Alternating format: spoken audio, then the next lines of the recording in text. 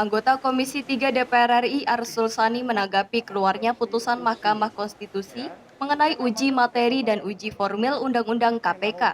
Diketahui pada tanggal 4 Mei 2021, Hakim MK membacakan putusan terkait pengujian Undang-Undang KPK nomor 19 tahun 2019.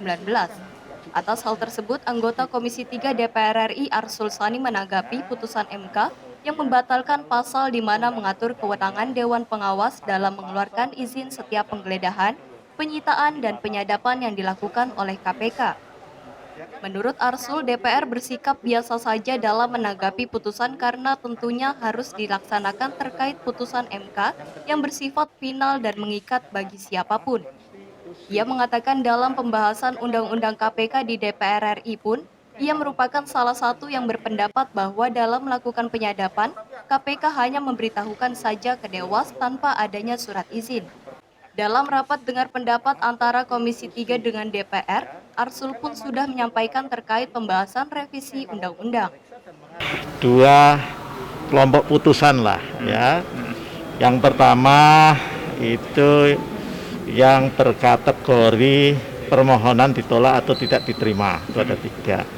Yang kedua, permohonan dikabulkan sebagian, ya, yaitu dengan membatalkan pasal yang mengatur kewenangan Dewas memberikan izin untuk upaya paksa penggeledahan, penyitaan, dan penyadapan. Nah, DPR biasa saja. DPR kalau undang-undangnya atau pasal dari undang-undangnya itu dibatalkan MK atau katakanlah diberi pemaknaan konstitusional tertentu, ya biasa saja itu harus kita laksanakan. Ya, karena putusan MK itu bersifat final and binding, final dan mengikat bagi siapapun, baik bagi pemerintah, bagi DPR maupun bagi yang lain. Nah, kita juga minta hal yang sama ya kepada para akademisi, para aktivis masyarakat sipil. Jadi kalau kemudian ada putusan MK yang tidak sesuai dengan harapan, jangan kemudian label-label negatif itu terapkan, dinisbatkan kepada Mahkamah Konstitusi. Ya, kan namanya juga lembaga pengadilan, memang untuk memeriksa dan mengadili, bukan untuk mengesahkan apa yang dituntut begitu saja. Ya, itu biasa.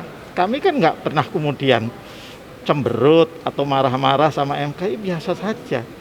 Nah, bahwa kewenangan Dewas itu tadi ya dibatalkan, nggak masalah juga. Kenapa? Karena dulu waktu pembahasan rancangan undang-undang tentang perubahan kedua atas undang-undang KPK itu yang kemudian menjadi undang-undang nomor 19 tahun 2019, itu di DPR juga berkembang waktu itu pendapat yang sama dengan yang ada dalam pertimbangan MK.